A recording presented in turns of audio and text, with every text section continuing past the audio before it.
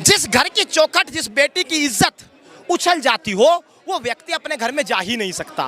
तो हमारे पास कोई विकल्प नहीं, घर हम लौट नहीं सकते, क्योंकि हम दरअसल लड़ाई लड़ रहे हैं उस राखी की, उस कलाई की, जिसने वादा किया कि जब कभी बहन पर विपत्ति आएगी तो हम साथ खड़े हो जाएंगे। तो हमारे पास इस पार्टी की एक हकीकत है। इस पार्टी के सबसे बड़े नेता, देश के प्रधानमंत्री जब कर्नाटक गए, उन्होंने हनुमान का गुणगान किया, वहीं दूसरी तरफ दिल्ली में सीता का अपमान किया।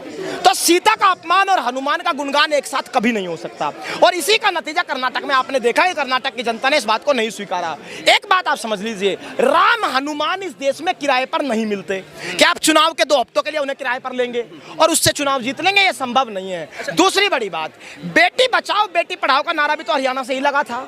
आज ये कहने वाले कौन लोग हैं कि हरियाणा की बेटियां हैं? जब हरियाणा 70% मेडल स्पोर्ट्स में लाएगा तो न्याय की लड़ाई भी हरियाणा ही लड़ेगा, और इसलिए समूचा भारत हरियाणा के साथ खड़ा है। सवाल ये खड़ा हो रहा है, जो एक तरफ महिलाओं की बात हो रही है, तो भारतीय जनता पार्टी कोई भी महिला इस पर सांसद हो या फिर मंत्री हो या फिर महिला कार्यकर्ता, कोई भी बोलने के लिए इस पर तैयार नहीं है। सवाल 2 ही है कि सबसे ज्यादा जिम्मेदारी क्योंकि महिला मंत्रालय स्मृति ईरानी के पास है। स्मृति ईरानी ने यह बयान तो दे दिया कि द केरला स्टोरी फिल्म को जो मुख्यमंत्री बैन करेगा वह यौन हिंसा का समर्थक माना जाएगा। क्यों नहीं ये मान लिया जाए कि वही स्मृति ईरानी जिसने रोहित वेमुला के मुद्दे पर देश की लोकसभा में खड़े होकर कहा था कि मैं एक मां हूं, मुझे ममता मत समझाइए। कहां गई आज ममता? क्या आज मां नजर नहीं आती? क्या आज ममता नजर नहीं आती? या ये मान लिया जाए कि स्मृति ईरानी की ममता वोट बैंक की रस्सी की गुलाम है? अगर भाजपा के खिलाफ सवाल होगा तो उनकी ममता तक खत्म हो जाएगी। ये सवाल तो जायज है, देश को पूछना पड़ेगा। 30 करोड़ उसके बाप से लाए थे, 30 करोड़ उसके घर की जागीर थी। इन बच्चियों ने इस देश के लिए संघर्ष किया है, इस देश के लिए पसीना बहाया है, इस देश के नाम ही सम्मान दिया है। अब आ जाते हैं मेडल की बात पर, जिसका जिक्र आप कर रहे हैं। उन्होंने कहा 15 रुपए का मेडल है। मैं आपसे पूछना चाहता हूं, इस देश की जनता से पूछना चाहता हूं, कल तो वो व्यक्ति ये भी कह देगा कि तिरंगे के कपड़े का रेट 3 रुपए मीटर है। क्या देश के तिरंगे का रेट मीटरों में आकर जाएगा? देश का तिरंगा सम्मान है आजादी के दौड़ते हुए लहू का। देश का तिरंगा वो सम्मान है जिसके लिए हर व्यक्ति के अंदर सांस धड़कती है। ऐसा व्यक्ति जब 15 रुपए का मेडल बताता हो, कल तिरंगे का अपमान करेगा तो सवाल कैसा होगा? दूसरी बड़ी बात, ब्रजभूषण को खुली चेतावनी है उसकी 20 पीढ़ियों को, 10 पिछली और 10 आने वाली। अगर ये 15 रुपए का मेडल इन 20 पीढ़ियों में से एक ला के दिखा दे या देश के सामने रख दे तो हम इस मेडल की कीमत आंक लेंगे। जरा दिखा दो 15 रुपए का मेडल उसके घर से कौन लाया था? तो मतलब समय आगे कोई क्यों नहीं तैयार है जी? क्या कह रहे हैं? की गिरफ्तारी क्यों नहीं हो रही जबकि इस आंदोलन को आज 1 महीना हो गया? सवाल यही है कि इस देश में एक समय पर 2 कानून कैसे चल सकते हैं? इस देश में लगातार पुलिस वो सूची जारी कर दे जिसमें एफआईआर के तुरंत बाद गिरफ्तारी हुई।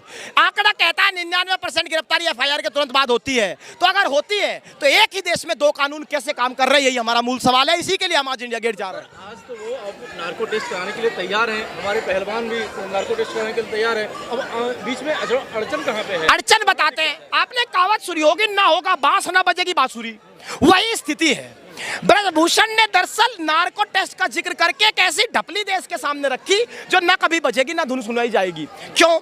नार्को टेस्ट इस देश के मूल कानून का प्रावधान नहीं है।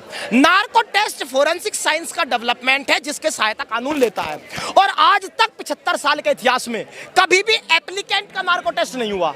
नार्को टेस्ट सिर्फ और सिर्फ अक्यूज्ड आरोपी का होता है। तो उसे पता है कि कानून कभी इस बात की इजाजत नहीं देगा कि बजरंग पुनिया का नार्को टेस्ट कराओ या विनेश फोगाट का, और जब इनका नहीं होगा तो मेरा तो खुद ही। इन बच्चियों ने कल 12 बजे प्रेस कॉन्फ्रेंस करके डंके की चोट पर कहा कि हम नार्को टेस्ट के लिए तैयार हैं। अगर इस देश की सरकार 24 घंटे के अंदर दिल्ली के मामले में ऑर्डिनेंस ला करके सुप्रीम कोर्ट का फैसला पलट सकती है, केजरीवाल से ट्रांसफर पोस्टिंग की पावर मात्र 20 घंटे में छीन सकती है, तो एक ऑर्डिनेंस नार्को टेस्ट पर भी ला करके कानून बदल दीजिए। हम तैयार हैं, दूध का दूध और पानी का पानी हो जाएगा। कानून की बात हो रही है, कानून व्यवस्था की बात हो रही है, तो उत्तर प्रदेश में कहा यह जा रहा है जो योगी राज में है कोई भी गुंडे माफिया को बख्शा नहीं जाता, या तो घर पर बुलडोजर चला दिया जाता है या फिर एनकाउंटर में मारे जाते हैं। देखिए, वहीं के डिप्टी सीएम है, उन्होंने एक बात कही 1 हफ्ते पहले। उन्होंने कहा अपराधियों का इलाज हम चुन चुन कर करते हैं। अब वो चुनते कैसे हैं? वो चुनते हैं ऐसे, पूछते हैं आप कौन सी पार्टी से हैं, जी भाजपा से हूँ। भाजपा ज्वाइन कर ली, हाँ। अपराधी हैं, हाँ। तो कोई बात नहीं, आप पर तो स्प्रे हो गया स्वच्छ होने का, आप स्वच्छ से पीछे खड़े हो जाइए।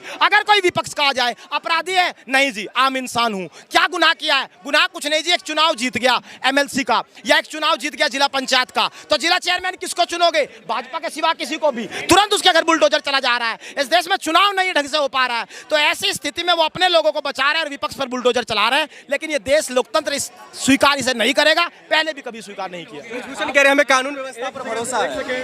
हाँ जी, ब्रिजभूषण कह रहे हैं हमें कानून पर भरोसा है। तो कानून पर भरोसा तो तब कायम होगा, पहले कानून का पन्ना तो खुलने दो।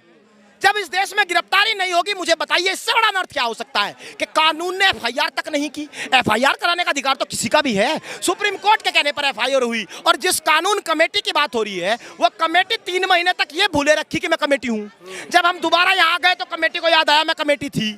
उसने ये कहा मैं कमेटी तो हूं, पर ब्रजभूषण मेरा बाप है। जो जज कमेटी के रूप में आरोपी को बाप बताता हो, कौन से कानून के न्याय की उम्मीद है? विरोध जताने का तरीका नहीं, यह संवैधानिक तरीका है अपनी संस्कृति को बचाने का।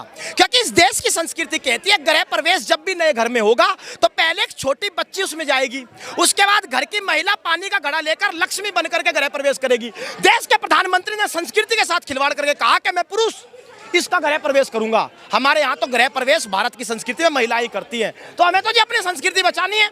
हमने सोचा भाई आप नहीं भेज रहे तो हमारे वाली महिलाएं चली जाएंगी, तो हमारी महिलाएं जाएंगी। और अच्छा पॉजिटिव इफेक्ट आप बताता हूँ, वो ये है कि देश की छवि अंतर्राष्ट्रीय स्तर पर बिगड़ी है। प्रधानमंत्री जापान में है और देश के बारे में खबरें छप रही है कि वहाँ ओलंपिक मेडलिस्ट 42 डिग्री के टेम्परेचर पर न्याय मांग रही है। बच्चियों को न्याय भारत में नहीं मिलता।